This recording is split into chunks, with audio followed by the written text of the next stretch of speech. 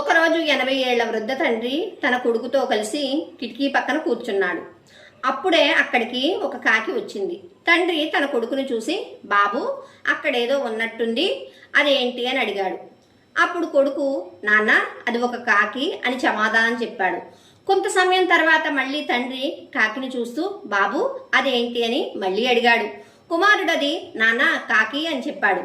ఇంకాసేపటి తర్వాత తండ్రి మూడోసారి అదే ప్రశ్న అడిగాడు, అదేంటి అని. అప్పుడు కొడుకు చిరాకు పడుతూ, నాన్న ఇంతకు ముందే చెప్పాను కదా అది ఒక కాకి అని అన్నాడు. కొంతసేపటి తర్వాత తండ్రి మళ్ళీ బాబు అక్కడేదో ఉన్నట్టుంది, అదేంటి అని అడిగాడు. ఈసారి కొడుకు కోపంతో, ఎందుకు అదే ప్రశ్న మళ్ళీ మళ్ళీ అడుగుతున్నారు? ఇప్పటికే అనేక సార్లు చెప్పాను కదా అది ఒక కాకి అని, మీకు అర్థం కావడం లేదా అని గట్టిగా కోపగించుకున్నాడు. కాసేపటి తర్వాత తండ్రి తన గదిలోకి వెళ్ళి ఒక పాత డైరీని తీసుకువచ్చాడు. ఆ డైరీలో తన కుమారుడు చిన్నప్పుడు చేసిన పనులు ఉన్నాయి. తండ్రి ఆ పేజీని తీసి చదువుతూ, ఈరోజు నా 5 ఏళ్ల కుమారుడు నాతో కూర్చుని కిటికీ దగ్గర ఒక కాకిని చూశాడు. నా కొడుకు ఈరోజు నన్ను ఇదేంటి నాన్న అని 25 సార్లు అడిగాడు. నేను ప్రతిసారి అతడికి ప్రేమతో ఇది ఒక కాకి అని సమాధానం చెప్పాను.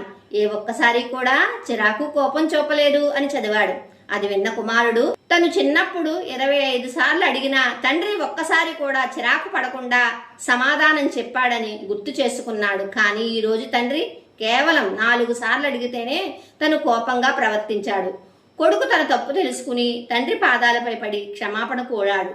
తల్లిదండ్రులను గౌరవించండి. వారు మనపై చూపిన సహనాన్ని మనం తిరిగి వారికి ఇవ్వాలి.